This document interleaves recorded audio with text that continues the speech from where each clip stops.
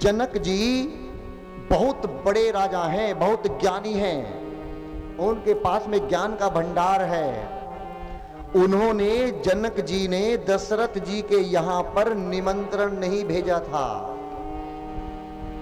उन्होंने सब राज्यों में निमंत्रण भेजा था धनुष तोड़ने के लिए कि आइए धनुष को तोड़िएगा और मेरी बेटी सीता से विवाह करिएगा, लेकिन अयोध्या में नहीं कोई भी भेजा था। क्यों नहीं भेजा था? राम जी जो धनुष को तोड़ने जा रहे हैं, दर्शन करो, ये बिना बुलाए मेहमान हैं। पूरी रामचरित्र आप पढ़कर देख लेना, इसमें राम जी को बुलाया नहीं गया है, अयोध्या में पता नहीं भेजा गया है। जबकि जनक जी और दशरथ जी समय समय पर मिलते रहते हैं एक दूसरे से, क्योंकि दोनों बड़े राजा हैं। पर निमंत्रण क्यों नहीं भेजा? राम जी तो विश्वामित्र जी के साथ में जा रहे हैं। जैसे आज की प्रवेश की बात करूं, यदि किसी के घर में दावत होती है शादी की, तो एक दोस्त साथ में चला जाता है। ऐसे ही राम जी साथ में जा रहे हैं, बिन बुलाए मेहमान। क्यों नहीं भेजे थे निमंत्रण, ये सुनिएगा ध्यान से। जनकपुर में एक इतना सुंदर दशरथ जी का बगीचा था, जिसमें जनक जी सुनैना मैया के साथ में आकर और अपनी बेटी सीता के साथ और पुत्रों के साथ में आकर उनके साथ में खेला करते थे। क्योंकि बुढ़ापे में माता पिता बचपन अपनी संतान में देखने लगता है, इसीलिए वो जीता है, अपना बचपन उनमें ढूंढने लगता है। मैं भी ऐसे ही करता था जैसा मेरा बेटा करता है। जब उस बगीचे में खेल रहे थे, उसमें फल पत्ते लगे हुए थे, फूल लगे हुए थे, वो इतना प्यारा वन था, इतना प्यारा वाटिका थी कि जिसको देखकर इंद्र भी शर्मा जाते थे। क्यों? क्योंकि ऐसे फल और ऐसे पुष्प, ऐसे पौधे स्वर्ग लोक में भी नहीं थे, इसलिए वो शर्मा जाते थे इंद्र। एक दिन जैसे ही जनक जी अपने पूरे परिवार के साथ में उसमें बैठे थे, आनंद में आए, और जैसे आनंद में आए तो वहीं पर एक संत ऋषि आए,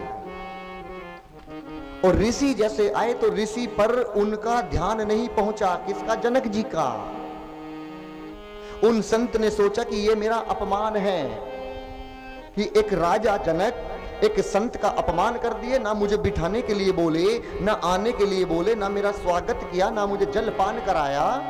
मैं श्राप देता हूं, इतने सुंदर वाटिका को देखकर आप खो गए हैं, आपको कुछ दिखाई नहीं दे रहा है जनक, ये मेरा श्राप है, ये वाटिका अभी और इसी समय सब सूख जाएगा।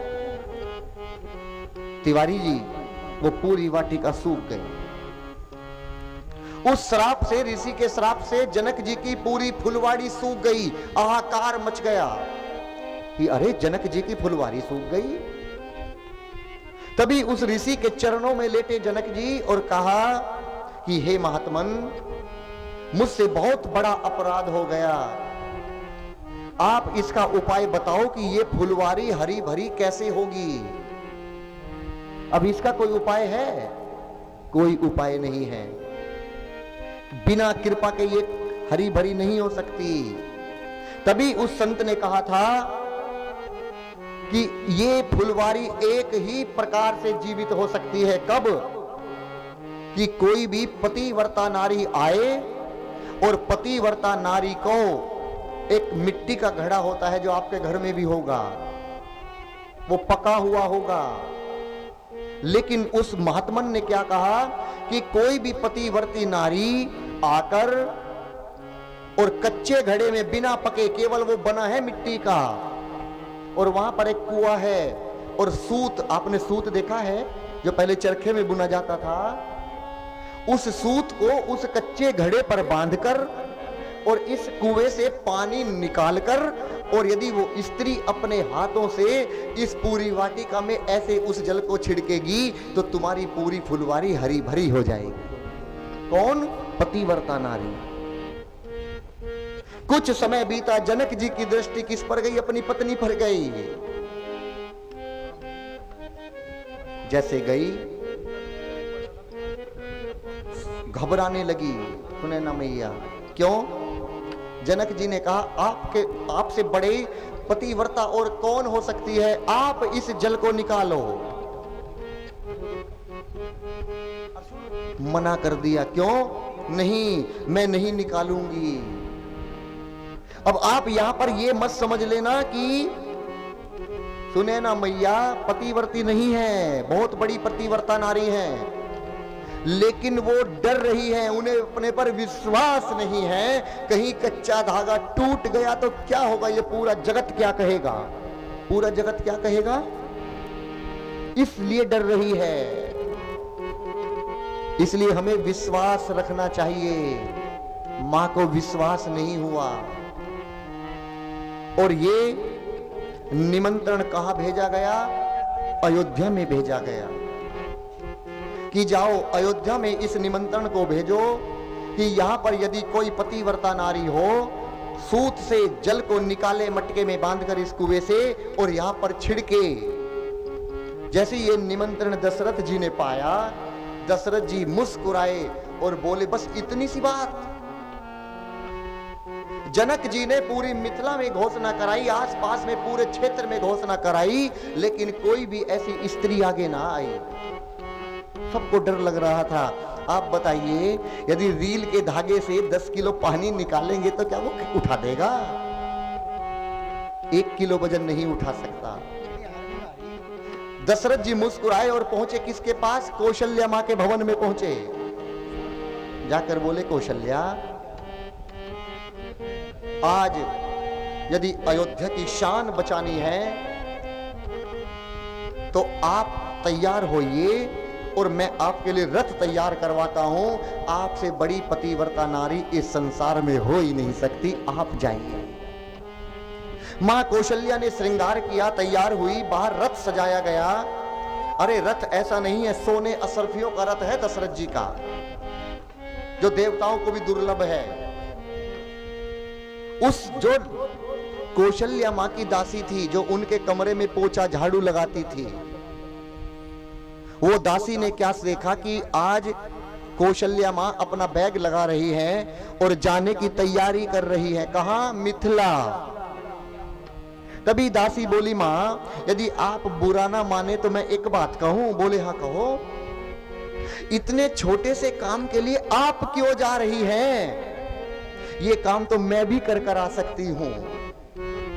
कौशल्या मां ने कहा, एक मेरे घर की दासी जो झाड़ू लगाती है, पोछा लगाती है, वो कहती है कि मैं इतनी बड़ी पतिव्रता हूं कि वो पानी मैं निकाल कर आ जाऊंगी, आप मुझे भेजो। उस दासी को बिठाया गया उसी रथ में जो कौशल्या मां के लिए सजाया था। सारथी बिठाए और कुछ सैनिक भी भेजे उसकी रक्षा के लिए। मिथिला में गई। मिथिला में जाने के बाद जनक जी क्या बोले? हाथ जोड़कर प्रणाम किए। क्योंकि वो सोच रहे थे कि ये कौशल्या जी हैं। कौशल्या जी इतनी सुंदर थी, वो दासी इतनी सुंदर थी। जैसे ही देखा कि कौशल्या मां आई है, जनक जी ने प्रणाम किया, तभी दासी ने कहा, मुझे प्रणाम मत करो, मुझे प्रणाम मत करो। बोले, क्यों? अरे मैं तो कौशल्या मां के आंगन में झाड़ू पोछा करती हूं, मैं तो उनकी दासी हूं। बोले, दासी हो, आप ये काम करोगी? सब मुस्कुराने लगे, सब धाका मारकर हंसने लगे। हा, ये जल को निकालेगी? कुछ लोग हंसी के लिए आते हैं कि देखेंगे कैसे निकालेगी, आज देखेंगे, आज अयोध्या का अपमान होगा दशरथ जी का, आज हम देखते हैं कैसे निकालेगी। सब लोग बैठे हैं, कई लोग ये सोच रहे हैं कि ये निकाल देगी। और जैसे ही उस स्त्री ने कहा कि लाइएगा सूत का धागा, लाइएगा मटका, और जैसे धागा बांधा, जैसे उसने हाथ जोड़कर कहा, हे ब्रह्मा जी, हे विष्णु, हे शंकर भगवान, यदि मैं सच्ची पतिव्रता नारी हूं, यदि मैं अयोध्या की सच्ची पतिव्रता हूं, तो ये धागा ना टूटे और जल निकल जाए। और जैसे ही उस दासी ने कुएं में वो मटका डाला, अरे जल को खींचा, पूरा का पूरा मटका जल का भरकर बाहर आया, वो धागा टूटा नहीं। और उसने अपने ही हाथों से पूरी वाटिका में जल का छिड़काव किया तो पूरी फुलवारी हरी भरी हो गई। उसी डर के मारे जनक जी ने अयोध्या में निमंत्रण नहीं भेजा था। क्यों?